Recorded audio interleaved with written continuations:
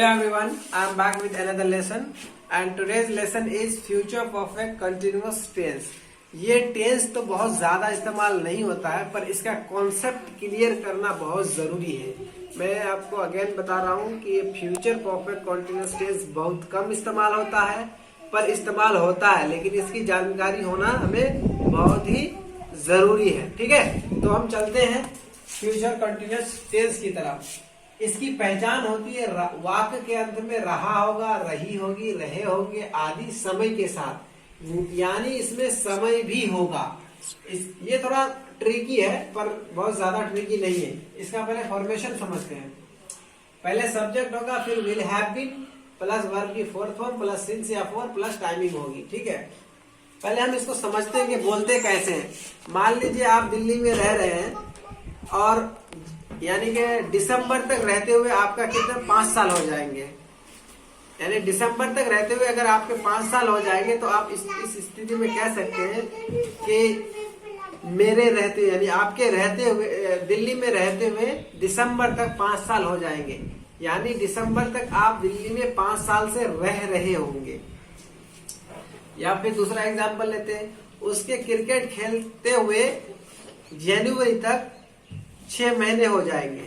जनवरी तक उसके क्रिकेट खेलते हुए 6 महीने हो जाएंगे, यानी वो 6 महीने से क्रिकेट खेल रहे होंगे। अभी पूरा 6 मंथ नहीं हुए हैं, यानी जनवरी तक उसके खेलते हुए कितने महीने हो जाएंगे 6 मंथ।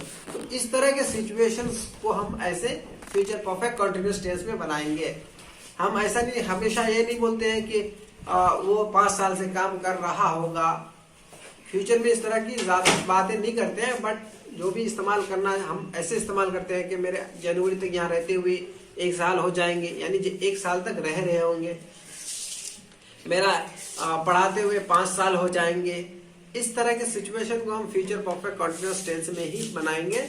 और इसका कैसे बनाएंगे हम मिसाल से भी समझने का प्रयास करते हैं। ठीक है, जैसे वो 1 साल से रह रहा होगा। मान लीजिए अभी उसका 1 साल नहीं हुआ है, अगले दिन हो सकता है, अगले महीने हो सकते हैं। ठीक है, एक्सक्यूज मी, यानी वो 1 साल से रह रहा होगा तो he will have been living for a year.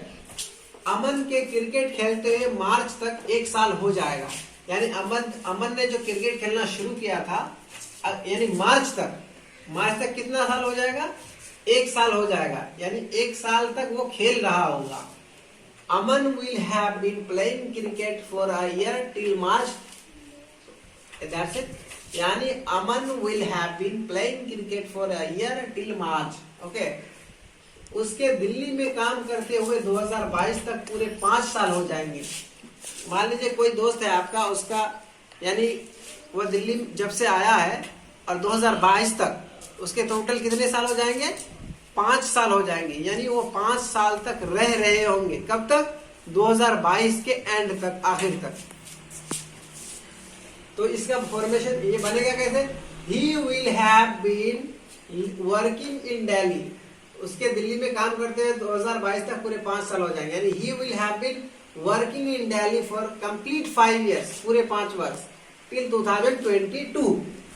Okay, fourth one, मेरे यहाँ पढ़ाते हुए 6 महीने हो जाएंगे तो I will have been teaching here for 6 months, यानी मैं यहाँ पे 6 महीने तक पढ़ा रहा हूँगा। ऐसी स्थिति को हम ऐसे बनाएंगे, I will have been teaching here for 6 months। देखिए, आपको सेंटेंस को समझना है, साथ ही में उसका सेंस समझना है। सिर्फ सेंटेंस से बात क्लियर नहीं हो पाएगी, इसका सेंस समझना पड़ेगा कि सेंस क्या कह रहा है। ठीक है, या अगेन मैं बता रहा हूँ इस सेंटेंस को कि मेरे यहाँ पढ़ाते हुए 6 महीने हो जाएंगे, यानी मैं कंटिन्यूअसली 6 महीना तक पढ़ा रहा हूँगा। ऐसे को बनाएंगे, I will have been teaching here for 6 months। Negative में क्या होगा, पहले सब्जेक्ट फिर will plus not plus have been plus verb की fourth form plus object plus timing आ जाएगी। राजू 1 साल से नहीं खेल रहा होगा, Raju will not have been playing for a year. ठीक है, उसके यहाँ रहते हुए 5 दिन नहीं होंगे, यानी वो यहाँ से यहाँ में यानी इस जगह 5 दिनों से नहीं रह रहा होगा। He will not have been living here for 5 days। उसकी किताब बेचते हुए 40 साल नहीं होंगे, यानी वो 40 साल से किताब नहीं बेच रहा होगा। तो ऐसी स्थिति में बन जाएगा he will not have been selling books for 40 years। इसका और भी आप मिसाल बना सकते हैं, ठीक है। नेगेटिव देखते हैं, इंटरगेटिव प्रश्नवाचक देखते हैं। पहले विल, फिर subject plus have been plus verb plus timing आ जाएगी। क्या मेरे पढ़ाते हुए 5 साल हो जाएंगे, या क्या मैं 5 साल से पढ़ा रहूंगा। Will I have been teaching for 5 years। ये बात याद रखिए कि ये फ्यूचर है, प्रेजेंट नहीं है, पास्ट नहीं है। फ्यूचर में ऐसा काम कर रहे होंगे इतने समय तक। क्या वह 3 दिनों से काम कर रहे होंगे, क्या वह 3 दिनों से काम कर रहे होंगे। Will he have been working for 3 days। क्या राहुल के सोते हुए 3 घंटे हो जाएंगे, क्या राहुल 3 घंटे से सो रहे होंगे, एक ही बात है। Will Rahul have been sleeping for 3 hours। ठीक है, इसका आप नेगेटिव भी ले सकते हैं, इंटरगेटिव नेगेटिव। क्या मेरे पढ़ाते हुए 5 साल नहीं हो जाएंगे, तो यहाँ हो जाएगा will I not have been, not के बाद हैव लगेगा। Will I not have been teaching for 5 years। क्या वो 3 दिनों से काम नहीं कर रहे हो, क्या वो 3 दिनों से काम नहीं कर रहा होगा। तो ऐसी स्थिति में will he not have been working for 3 days। क्या राहुल के सोते हुए 3 घंटे नहीं हो जाएंगे। Will Rahul not have been sleeping for 3 years। इस तरह से आप बना सकते हैं।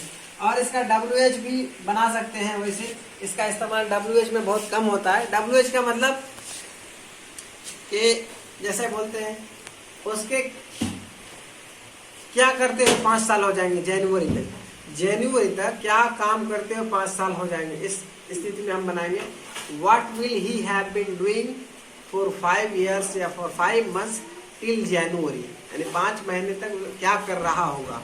ऐसी स्थिति में हम बोलेंगे वो 5 महीने तक कहाँ रह रहा होगा, यानी अगले जो जनवरी में 5 महीने हो जाएंगे वो कहाँ रह रहा होगा। तो ऐसी स्थिति बनाएंगे where will he have been living till January. इस स्थिति में ऐसा बना सकते हैं। लेकिन मोस्ट ऑफ ऑल आपको ध्यान में रखना है कि फ्यूचर परफेक्ट कॉन्टिन्यूअस टेंस ज़्यादा इस्तेमाल नहीं होता है, बहुत कम इस्तेमाल होता है। आपको ज़्यादातर पॉजिटिव पे ध्यान देना है, ठीक है। पॉजिटिव भी बहुत ज़्यादा इस्तेमाल नहीं होता है। बस आपको यानी कि 12 टेंस होते हैं, टेंस 3 होते हैं, उसके 4-4 करके पार्ट होते हैं। मैंने सारे टेंस आज मुकम्मल हो गए, ठीक है। प्रेजेंट से लेकर फ्यूचर तक, यानी कि प्रेजेंट के 4 होते हैं, सिंपल पास्ट के 4 होते हैं और फ्यूचर के 4 होते हैं। मैंने 12 टेंस अब तक के यानी 12 भाग अब तक पढ़ा चुका हूँ। इनमें से आपको कोई भी अगर नहीं समझ में आएगा तो you can comment below and I will reply, ठीक है। और उसके बाद मैंने बता दिया कि ये सब टेंस कम इस्तेमाल होता है, इसमें आपको बहुत ज़्यादा फोकस करने की भी ज़रूरत नहीं है। बट आपको ये समझना ज़रूरी है कि फ्यूचर कॉन्टिन्यूस टेंस इस तरह का पढ़ाया समझा जाता है, इस तरह बनाया जाता है, ठीक है। तो आज चलते हैं आज के वर्ड मीनिंग की तरफ। जैसे पहला वर्ड है civil war. Civil war means गृह युद्ध, खाना जंगी। लेटर ऑन मीन्स बाद में। डिवोट मीन्स दे देना, यानी वक्फ कर देना, किसी को दे देना, डिवोट कर देना। इंटेलेक्चुअल, INTELLECTUAL, इंटेलेक्चुअल मीन्स समझ या जिहानत। इंटेलेक्चुअल लोग होते नहीं, समझदार लोग, पढ़े लिखे लोग, इसको बोलते हैं इंटेलेक्चुअल। स्टेटस का मतलब रुतबा या मर्तबा।